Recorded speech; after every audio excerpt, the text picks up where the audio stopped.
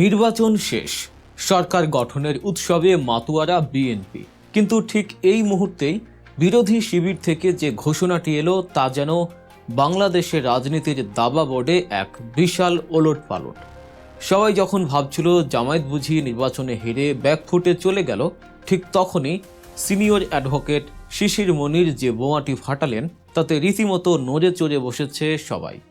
জামায়াতে ইসলামী সংসদে গঠন করতে যাচ্ছে ছায়া মন্ত্রিসভা বা শ্যাডো ক্যাবিনেট।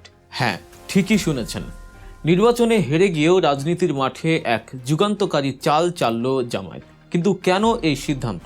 এটি কি শুধুই নামমাত্র কোনো পদ, নাকি এর পেছনে লুকিয়ে আছে সুদূর প্রসারী কোনো মাস্টার প্ল্যান?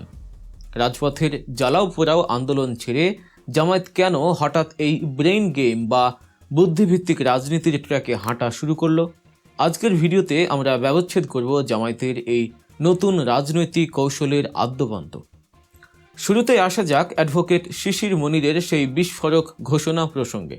তিনি স্পষ্ট জানিয়ে দিয়েছেন, জামায়াতে ইসলামী সংসদে সরকারের প্রতিটি মন্ত্রণালয়ের বিপরীতে তাদের নিজস্ব একজন ছায়া মন্ত্রী নিয়োগ দেবে।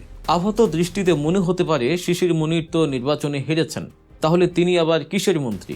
কিন্তু রাজনীতির গভীরের খবর যারা রাখেন তারা জানেন, জয় পরাজয় কেবল ব্যালট বাক্সে হয় না, আসল খেলা হয় পলিসিতে। শিশির মনির হয়তো এমপি হননি, কিন্তু তিনি হতে যাচ্ছেন বিরোধী দলের সবচেয়ে প্রভাবশালী মুখপাত্র। আপার হাউস বা উচ্চকক্ষে তার অবস্থান মোটামুটি নিশ্চিত। জামায়াতের এই সিদ্ধান্তটি বাংলাদেশের প্রেক্ষাপটে সম্পূর্ণ নতুন হলেও উন্নত বিশ্বে, বিশেষ করে যুক্তরাজ্যে, এটি অত্যন্ত জনপ্রিয় এবং কার্যকর একটি রাজনৈতিক সংস্কৃতি। সেখানে সরকারি দলের অর্থমন্ত্রীর বিপরীতে বিরোধী দলের একজন ছায়া অর্থমন্ত্রী থাকেন। সরকার যখন কোনো বাজেট বা পলিসি দেয়, বিরোধী দল অন্ধের মতো সেটার বিরোধিতা করে না, বরং তারা ডেটা এবং পরিসংখ্যান দিয়ে প্রমাণ করে দেখায় যে সরকারের পলিসিতে কোথায় ভুল আছে এবং এর চেয়ে ভালো বিকল্প কি হতে পারত। জামায়াত ঠিক এই ব্রিটিশ মডেলটি বাংলাদেশে অ্যাপ্লাই করতে যাচ্ছে। এতদিন আমরা দেখেছি বিরোধী দল মানেই হরতাল, অবরোধ আর রাজপথে গাড়ি ভাঙচুর, কিন্তু জামায়াত সেই পুরনো অ্যানালগ রাজনীতির দিন শেষ বলে ঘোষণা দিচ্ছে। এখন রাজনীতি হবে বুদ্ধির, পলিসির এবং জবাবদিহিতার। ভাবুন তো একবার, জুন মাস এলো, বিএনপি সরকার সংসদে বাজেট পেশ করলো।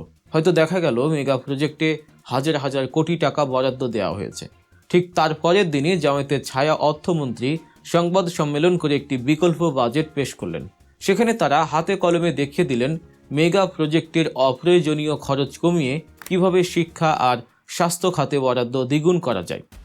জনগণ তখন টিভিতে পাশাপাশি দুটি চিত্র দেখতে পাবে, একদিকে সরকারের প্রস্তাব, অন্যদিকে ছায়া মন্ত্রিসভার বিকল্প প্রস্তাব। মানুষ সহজেই তুলনা করতে পারবে কারা বেশি জনবান্ধব।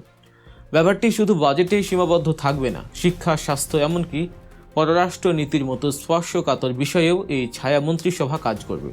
ধরুন, সরকারের পররাষ্ট্রমন্ত্রী অন্য কোনো দেশের সাথে একটি গোপন চুক্তি করলেন। অতীতে আমরা দেখেছি এমন চুক্তিতে দেশের স্বার্থ ক্ষুণ্ণ হয়েছে।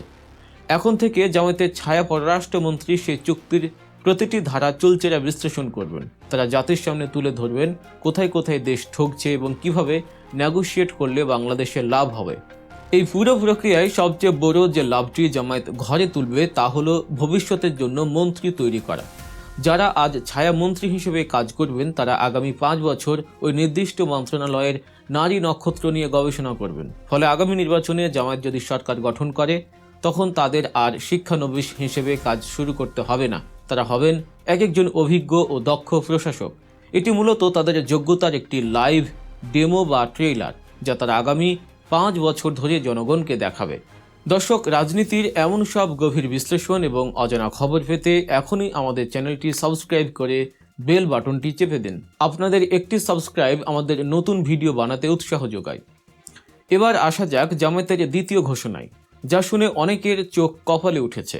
অনেকেই বলতেন জামায়াত পলিটিক্যাল মেকানিজম বোঝে না, তারা খুব সরল রাজনীতি করে।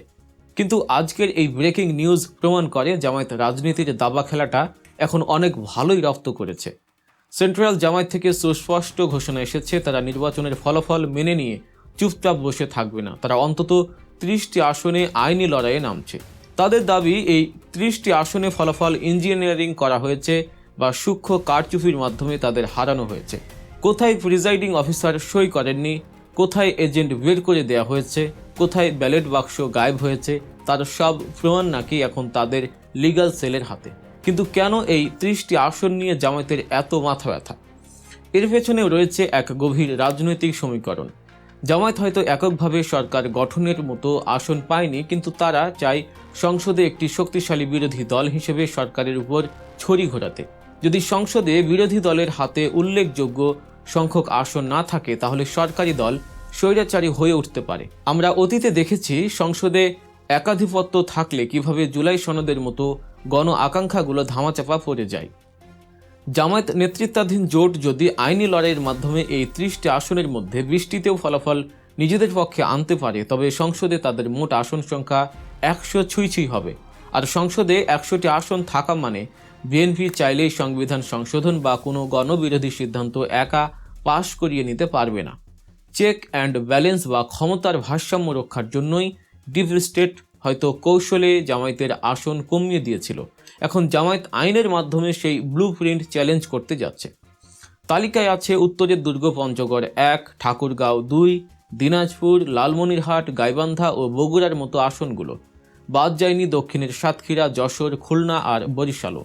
এমনকি খোদ ঢাকার বুকেও ঢাকা 7, 8, 10, 13 এবং 17 আসনে ফলাফল ছিনতাই হওয়ার অভিযোগ এনেছে জামায়াত। বিশেষ করে ফিরোজপুর 2 আসনে মাত্র 70 ভোটে হেরে যাওয়ার বিষয়টি তারা কোনোভাবেই মেনে নিচ্ছে না। এখন প্রশ্ন হলো, এই আইনি পদক্ষেপে আসলে কি হবে? যদি আদালত এই অভিযোগগুলোর প্রাথমিক সত্যতা পায়, তবে এই 30 জন এমপির গ্যাজেট এবং শপথ গ্রহণ সাময়িকভাবে স্থগিত হতে পারে। আর যদি শপথ স্থগিত হয়, তবে সংসদ অধিবেশনের শুরুতেই সরকার ও বিরোধী দলের সংখ্যার হিসেবে এক বিশাল শূন্যতা তৈরি হবে। বিএনপি হয়তো ভেবেছিল খুব সহজেই সরকার গঠন করে ফেলবে, কিন্তু এই 30 আসনের আইনি লড়াই তাদের এখন গলার কাঁটা হয়ে দাঁড়াতে পারে। অ্যাডভোকেট শিশির মনির সুপ্রিম কোর্টের একজন তুখোর আইনজীবী।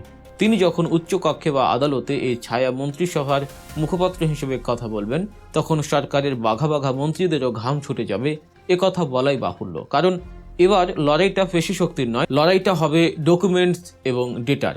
বাংলাদেশের রাজনীতিতে পেশি শক্তির যুগ শেষ হয়ে এখন যে বুদ্ধিভিত্তিক রাজনীতির যুগ শুরু হচ্ছে, জামায়াতের এই ছায়া মন্ত্রিসভা গঠন তার সবচেয়ে বড় উদাহরণ। তারা আবেগ দিয়ে নয়, এখন লজিক দিয়ে সরকারকে ঘায়েল করতে চায়।